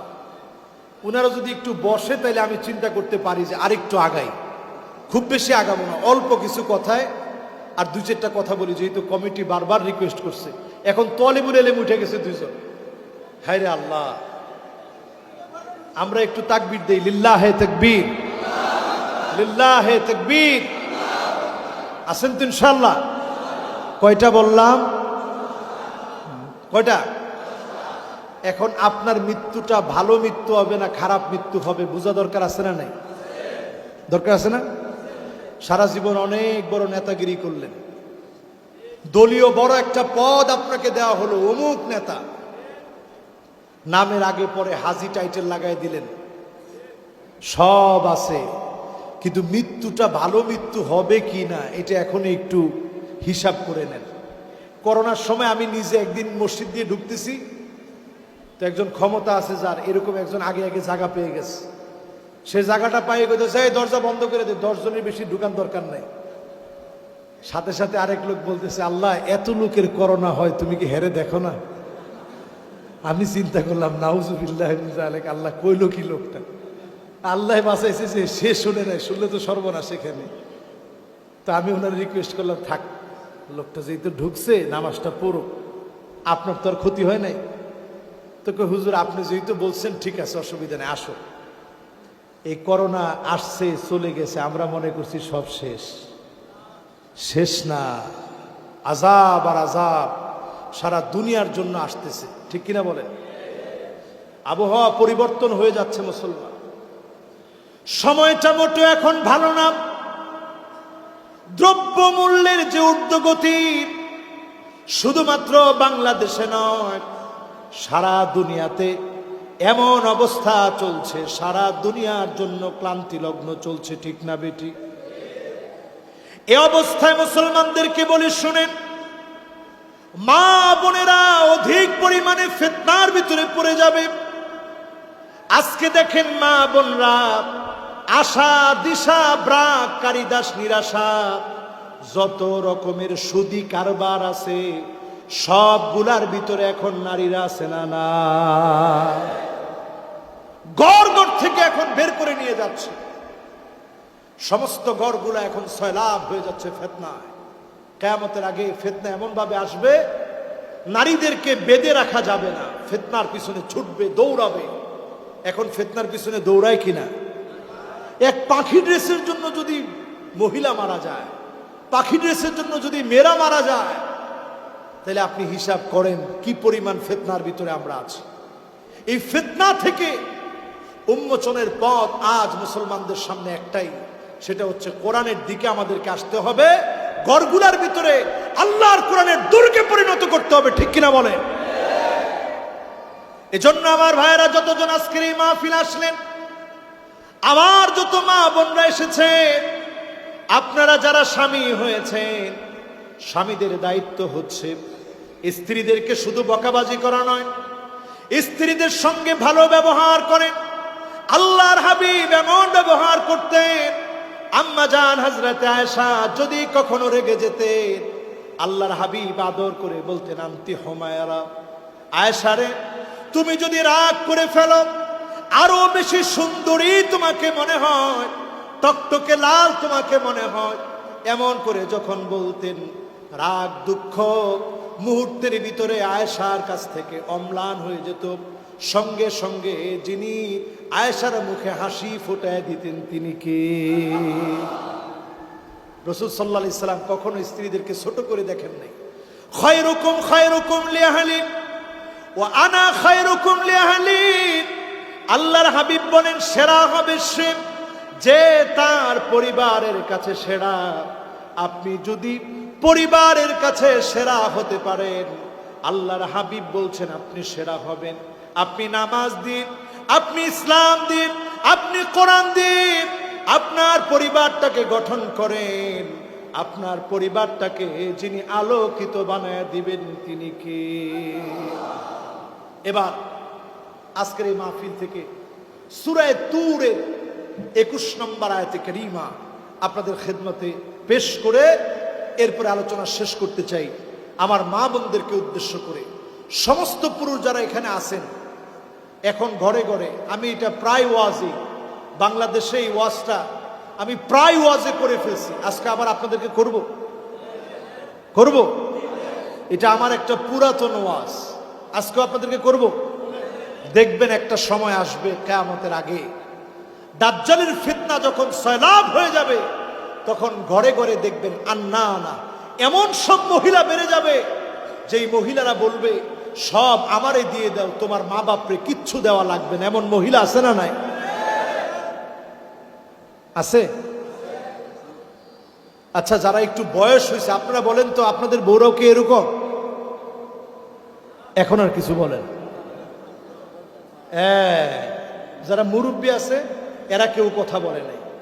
এখন আপনারা একটু সবাই বলেন তো, এরকম মহিলা আছে না নাই? এরপরে দেখবেন মান্নানা। মান্নানা মানে কথায় কথায় স্ত্রী স্বামীকে খোটা দেয়, এমন মহিলা আছে না নাই? আছে। এরপরে দেখবেন হান্নানা। আপনি যখন স্ত্রীকে বলবেন, প্রাণের স্ত্রী একটু পানি দিয়ে দাও, পানি খাবো, স্ত্রী আপনার জবাব দেয় তোমার পানি তুমি ঢেলে খাও। এরকম স্ত্রী এখন আছে না নাই? কম না বেশি? কয় নাম্বার? 3 নাম্বার বললাম। 4 নাম্বার দেখবেন কান্না আনা। বারবার বলে এই যে খাট, এই খাটও তো আমার বাপের দেওয়া, যে চেয়ার, এই চেয়ারও তো আমার বাপের দেওয়া, হাতের ঘড়ি এটা আমার বাপ দিছে, তোমার জীবনে কিছুই নাই, সব আমার বাপে দিছে। এরকম মহিলা আছে না নাই? আছে। এরপরে দেখবেন 5 নাম্বারে হাদ্দা আঁকা। পুরা বাজার আপনি কিনে নিয়ে আসছেন, বাজারটা ধরে কিনে নিয়ে আসছেন বেলকুচি থেকে, পুরা বাজার আপনার ঘরে উঠায় আনলেও স্ত্রীর মন পাওয়া যায় না।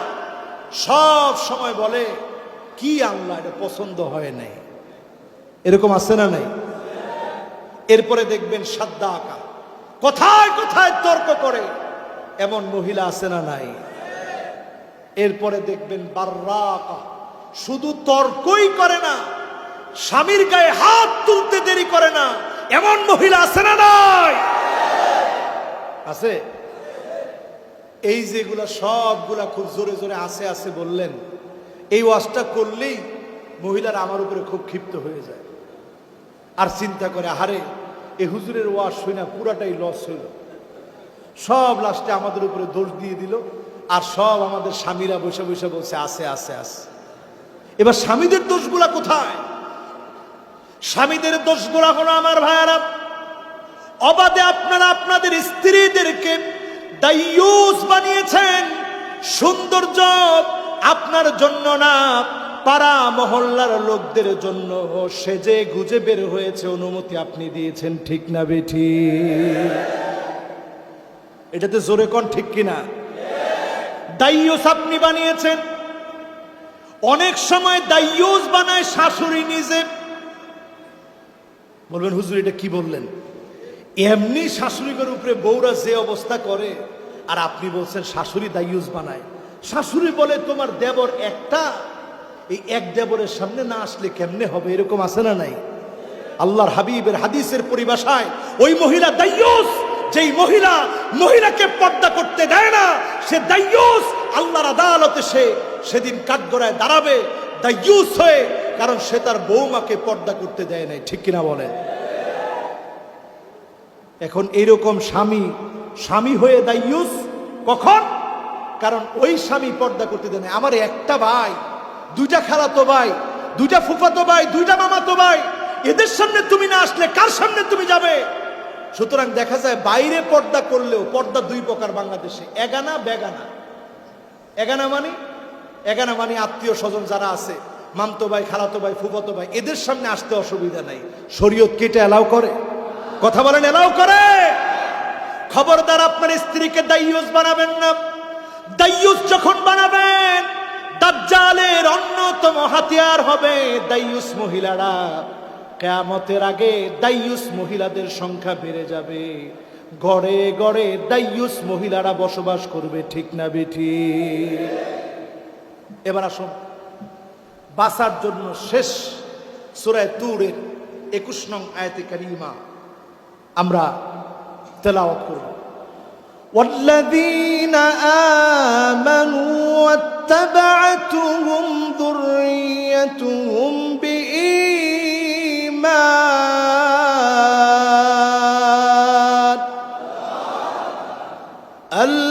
وألحقنا بهم ذريتهم وما ألتناهم من عملهم من شيء আল্লাহ পাক বলছেন সেদিন বাপ জান্নাতে প্রবেশের আগে আগ মুহূর্তে কাঁদতে থাকবে। আল্লাহ পাক সেদিন বলবে, ও জান্নাতি, আজকে কেন তোমার চোখে পানি? একটু পরেই তোমার ঠিকানা, চির ঠিকানা, নেয়ামতের ঠিকানা জান্নাতে তুমি প্রবেশ করবে। এই জান্নাতের দরজার সামনে তোমার কান্না করার কারণ কি? সেদিন লোকটা কাঁদবে আর বলবে, আল্লাহ, এত এত মানুষগুলাকে দেখি, আইনা উসরাতি, কোথায় আমার ছেলে, কোথায় আমার মেয়ে, কোথায় আমার স্ত্রী? সেদিন যখন এই কথা জান্নাতি বলবে, আল্লাহ বলবে, আলহাকনা বিহিম যুররিয়াতাহুম, তার পরিবারটাকে এখনই মিলায়া দাও। ওয়ামা আলাতনাহুম মিন আমালিহিম মিন শাই, আমল নামায় কোনো কমতি করা হবে না, মিলায়া দাও তাকে। সেদিন লোকটা তাকায় দেখবে ছেলের গায়ের মধ্যে জাহান্নামের পোশাক পরা, মেয়েটার গায়ের ভিতরে জাহান্নামের পোশাক পরা, স্ত্রীর গায়ের ভিতরে জাহান্নামের পোশাক পরা। লোকটা সেদিন চিৎকার করে কাঁদবে আর বলবে, আল্লাহ, দয়া করে মাফ করে দেন না রে আল্লাহ। সেদিন যদি আল্লাহ রাব্বুল আলামিনের কাছে মাপ পেতে চান, আজকে সন্তানটাকে দ্বীনের পথে আনেন, স্ত্রীকে পর্দানিশীন বানান, দায়ুস বানায়, বেপর্দা বানায় রাস্তায় ছেড়ে দিবেন না। সেজে গুজে বের হওয়ার পথ বন্ধ করেন, নিজের মেয়েকে পর্দায় রাখেন, নিজের স্ত্রীকে পর্দায় রাখেন, নিজের বোনটাকে পর্দা করতে বলেন, নিজের কন্যাকে পর্দা করতে বলেন, নিজের মাকে পর্দা করতে বলেন। কারণ একজন মহিলা বেপর্দা হলে বাপ যেমন কাঠগড়ায় দাঁড়াবে, ভাই তেমন কাঠগড়ায় দাঁড়াবে, স্বামী তেমন কাঠগড়ায় দাঁড়াবে, সন্তান কাঠগড়ায় দাঁড়াবে। আজকে এই 4 শ্রেণীর পুরুষ এখানে বসা আছে। এই 4 শ্রেণীর পুরুষ মিলে যদি প্রত্যেকের দায়িত্ব টুকুন পালন করি, বাপ হিসেবে আমি আমার মেয়েকে যদি বুঝাই, ভাই হিসেবে যদি আমি আমার বোনটাকে বুঝাই, স্বামী হিসেবে যদি স্ত্রীকে বুঝাই, এমনকি সন্তান হয়ে মায়ের পা ধরে যদি বলি, মা, জাহান্নামের পথে হেঁটো না, নিশ্চিত নিশ্চিত এই সমাজ পরিবর্তন হবে। ইমাম বুখারীর মতো ইমাম বুখারী দুনিয়াতে আসবে, ঠিক না বেঠিক? মায়ের পেট এক একটা খনি, এই খনিগুলাকে আজ ধ্বংস করে দেওয়া হচ্ছে। ইমাম বুখারীর মতো ইমাম বুখারী এমনি তৈরি হয় নাই।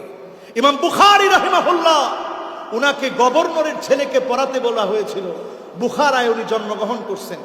বলছে, আমি গভর্নর, আমার ঘরে গিয়ে তুমি আমার ছেলেকে হাদিস পড়াবা। ইমাম বুখারী তোয়াক্কা না করে বুখারা ছেড়ে দিয়ে সামারকান্দে চলে আসলেন। এরপরও গভর্নরের ছেলেকে ঘরে গিয়ে পড়ান নাই। আল্লাহর নবীর হাদিসকে এত গুরুত্ব দিয়েছেন, হাদিস যদি পড়তে হয় সবার সঙ্গে এসে আমার কাছে বসে পড়বে, তার ঘরে গিয়ে আমি হাদিস পড়াবো না। আল্লাহু আকবার। রক্ত পেশাব হয়ে গেছে। 3 মাস সফর করে করে গেছেন। এরপরে গিয়ে যখন দেখছেন গাদাকে খাওয়া দিতে গিয়ে একটু ধোঁকা দিতেছে, খাবার না দিই হাত দিয়ে গাদাকে ডাকতেছে, ইমাম বুখারী তার কাছ থেকে হাদিস নেন নাই। 3 মাস সফর করে গেছেন, রক্ত পেশাব হয়ে গেছে। আবার তিনি ফিরে আসছেন, হাদিসটা নেন নাই। 5টা শর্ত সামনে পেলে ইমাম বুখারী হাদিস নিতেন। এইরকম মানুষ তৈরি হয়েছে এমনি না, তৈরি হয়েছে মায়েরা। ইমাম বুখারীর মতো সন্তানদেরকে পেটে আসার পরেই মায়েরা সব সময় আল্লাহর কাছে রাত জেগে চেয়েছে। এজন্য ইমাম বুখারীর মতো আলেম তৈরি হয়েছে, ঠিক কিনা বলেন?